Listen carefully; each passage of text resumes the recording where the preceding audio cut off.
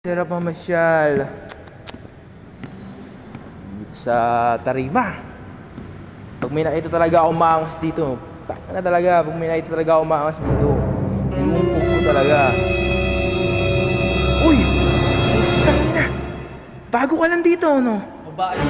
O bakit din? Ang angas Ano makatingin ah? ang angas ng datingan mo. Nakaano ka pa? Ano ba yan? Bakit? Ganito talaga pag laking syudad. Putang ina, nagkikitata pre. May ranggo yan oh. Ay, nga, sorry. Rumespeto ka. Oh, sorry. Pero taga-saan ka? Ninipan mo usapan eh, taga-saan ka? Batang Quiapo. Batang Pateros. Bakit? O, ba't ng pateros? Tang na, nandito ka sa Moway. Nakikita mo to?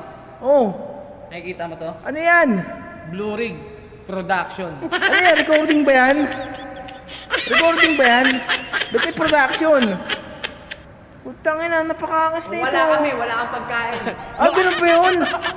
Ano ka ba? Ikaw ba supplier ng pagkain sa Pilipinas? Pare, parang nakaka-personal ka. Hindi, pare, kasi dapat wala ka sa tarima namin. Tumingin ka sa paligid mo, nasan ka? Nasa Araneta ka. Nandito ka sa syudad ko. Oh, taga-Pateros kay, ano ka ba? Oh. Hilon na ata to eh. Crew ako dito, crew. Ikaw, Anong crew? Production ka nga eh. parang naligaw ka lang dito. Putang ina, pre. Pre, wating nyo, pre. Bubugbugin ko to, pre. Putang ina to, pre. Kilala mo si Baldo? Sino Baldo? Bal!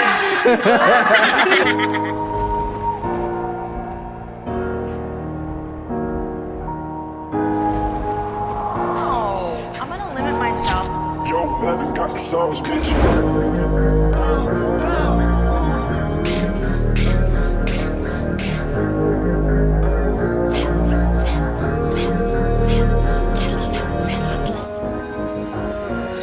Yung mga red boys, masyadong mainit sa mata. Yung mga red boys, dating talaga nakapula. Yung mga red boys, may gagawin di puro kuda. Yung mga red boys, nakaabang kailan ka bababa. Kasi mga red boys, lagi naka-gang on. Yung mga red boys, gang shit parang detro. Kasi mga red boys, hatis in the metro. Laging naka-ice, kaya sobrang init sa mata. We go sad, vroom vroom. Naiilang na sila sa amin. Take a shot, boom boom. Lagay nyo lagi